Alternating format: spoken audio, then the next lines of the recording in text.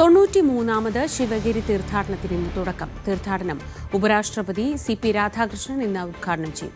Governor Rajendra Vishwanath Arlekar മുഖ്യാതിഥിയാകും. മഹാതീർത്ഥാടന സമ്മേളനം നാളെ മുഖ്യമന്ത്രി പിണറായി വിജയനാണ് ഉദ്ഘാടനം ചെയ്യുക. കർണാടക മുഖ്യമന്ത്രി സിദ്ധരാമയ്യ മുഖ്യാതിഥിയാകും. അഭിലാഷ് വിവരങ്ങളുമായി. അഭിലാഷ്, കേരളത്തിന്റെ ഏറ്റവും വലിയ തീർത്ഥാടന പരിപാടികളിലൊന്നാണ് ശിവഗിരി തീർത്ഥാടനം. അവിടെയാണ് ഇത്രയും വലിയൊരു വിപുലമായ പരിപാടികൾ എങ്ങനെയൊക്കെയാണ് ഇത്തവണ ക്രമീകരിച്ചിരിക്കുന്നത്? എന്തൊക്കെയാണ് തയ്യാറെടുപ്പ്? 93ാമത് തീർത്ഥാടനത്തിന്റെ ഒരുക്കങ്ങൾ ഏതാണ്ട് പൂർത്തിയായി കഴിഞ്ഞു. ഇന്ന് രാവിലെ 7:30 ശ്രീനാരായണ ധർമ്മസംഘം ട്രസ്റ്റ് പ്രസിഡന്റ് സച്ചിദാനന്ദ സ്വാമികൾ ധർമ്മപതാക ഉയർത്തി. ഇതോടുകൂടിയാണ് ഔദ്യോഗികമായി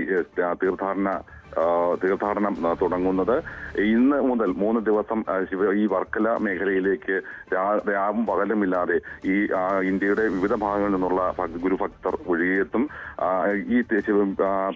ഇന്ന് 10 മണിയോടുകൂടി ആണ് ഇതിന്റെ ഉദ്ഘാടന സമ്മേളനം ആരംഭിക്കുന്നത്.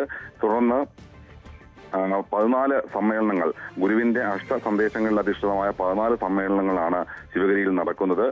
ഗുരു ശിഷ്യൻ സ്വാമി ബോധാനന്ദയുടെ അഭിഷേക ശതാബ്ദി, ഗുരു മഹാത്മാജി സമാഗത സമ്മേളനം, ഇത് തുടർന്ന് സ്വാമി സത്യവ്രത സമാധി ശതാബ്ദി തുടങ്ങി എന്നിവയുടെ നിറവിലാണ് ഇത്തവണത്തെ തീർത്ഥാടനം നടക്കുന്നത്. 30 രാവിലെ 11 മണിക്ക് ഇന്ന് 11 മണിയോടുകൂടി വിദ്യാഭ്യാസ സമ്മേളനം മന്ത്രി PA മുഹമ്മദ് റിയാസ് ഉദ്ഘാടനം ചെയ്യും. തുടർന്ന് ജനുവരി 1 രാവിലെ 10 മണിക്കാണ് തീർത്ഥാടന ലക്ഷ്യം സംഘടന എന്ന വിഷയത്തിലുള്ള സമ്മേളനങ്ങൾ നടക്കുന്നത്. ബംഗാൾ ഗവർണർ CV ആനന്ദബോസാണ് ഇത് ഉദ്ഘാടനം ചെയ്യുന്നത്. 31 രാവിലെ 5:30 തീർത്ഥാടന ഘോഷയാത്ര വർക്കലയിൽ നടക്കുന്നത്.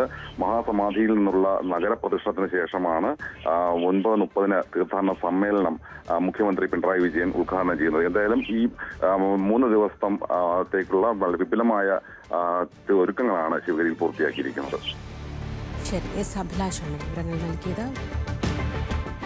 വർക്കലയിൽ ശിവഗിരി തീർത്ഥാടനത്തിന് ഇന്ന് തുടക്കമാവുകയാണ്.